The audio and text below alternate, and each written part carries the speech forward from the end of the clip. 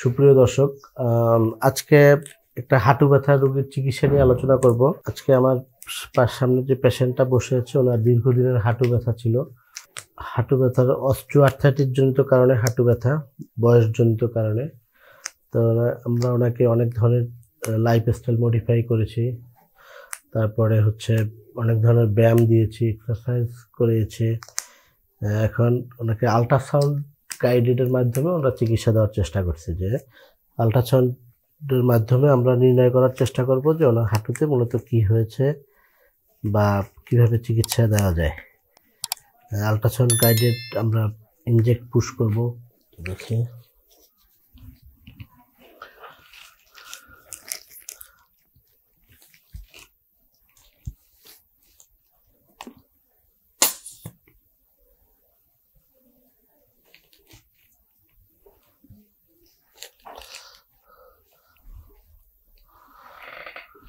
আমরা ওনাকে দেখার চেষ্টা করতেছি ওনার মাসেলসগুলো ঠিক আছে কিনা, ওনার লিগামেন্টগুলো ঠিক আছে কিনা। এখানে 4টে লিগামেন্ট থাকে, ঠিক আছে।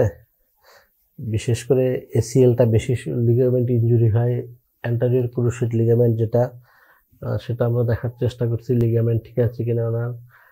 তারপরে হাঁটুর ভিতরে ফ্লুইড জমে বা হাঁটুর ভিতরে ইনফেকশন হয়, সেটা আমরা আল্ট্রাসাউন্ডের মাধ্যমে আমরা দেখার চেষ্টা করছি যে এই ধরনের কোনো সমস্যা আছে কিনা ওনার।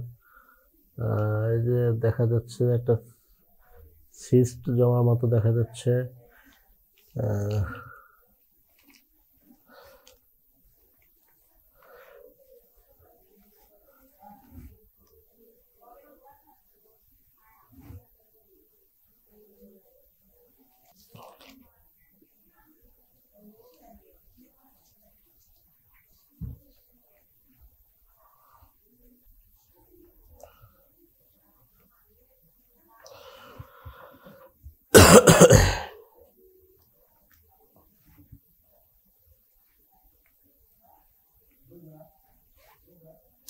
নরম করেন।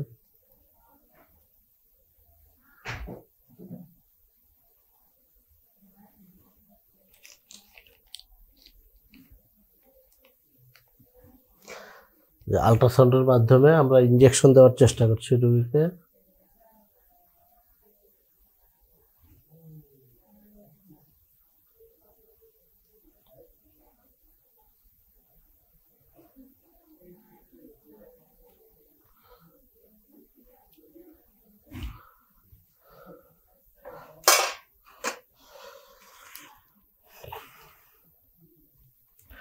আল্ট্রাসাউন্ডের মাধ্যমে আমরা রোগ নির্ণয় করলাম এবং আল্ট্রাসাউন্ড গাইডেডের মাধ্যমে আমরা ইনজেকশন পুশ করলাম।